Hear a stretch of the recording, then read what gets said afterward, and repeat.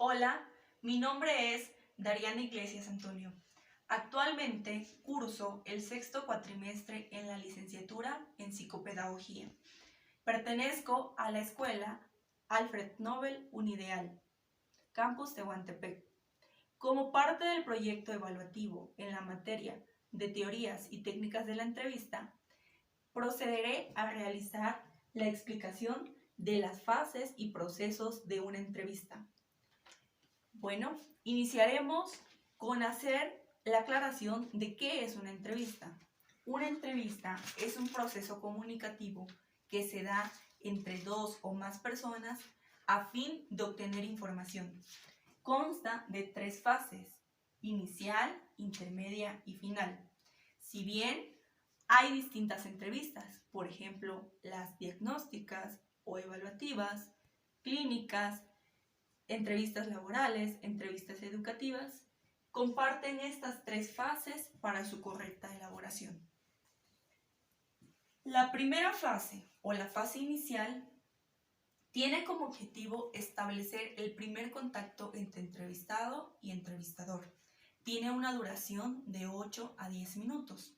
En ella, primero que nada, se debe establecer un saludo o bienvenida que se le da al paciente.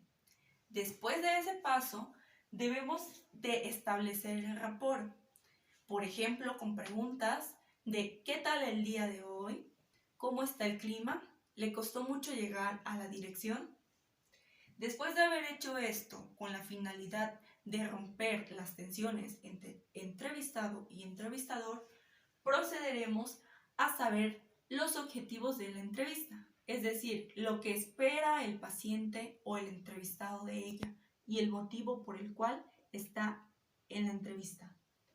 Después de haber hecho ese paso, continuaremos explicando que todo lo dicho durante una entrevista queda totalmente en confidencialidad.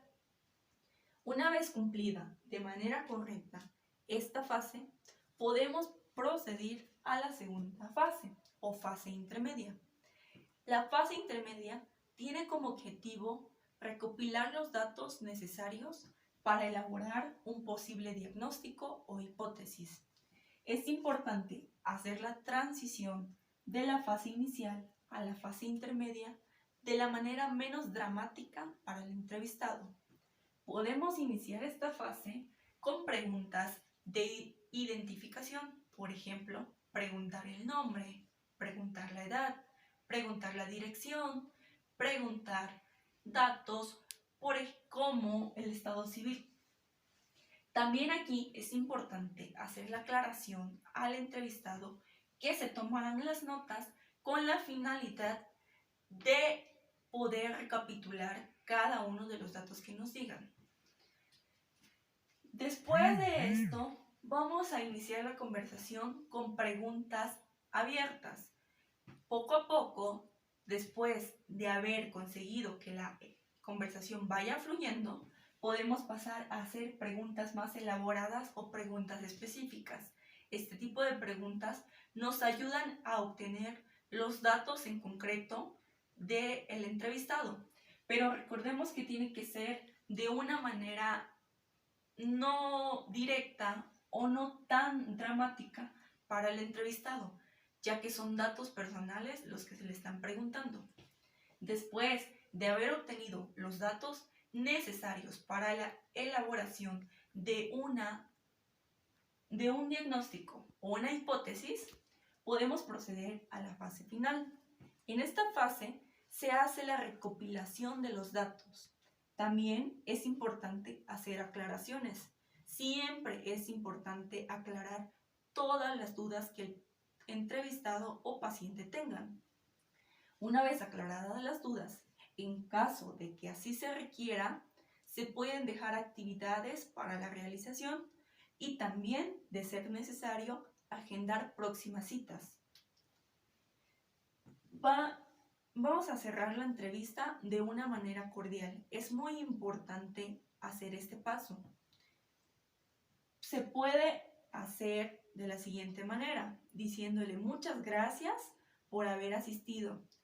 Como ya lo dije, en caso de ser necesario, también se le hace la invitación a seguir asistiendo a las consultas o a las terapias. En caso de que el proceso esté finalizando, es importante dar las gracias por habernos permitido ayudarlo o por habernos permitido trabajar con el paciente o con el entrevistado.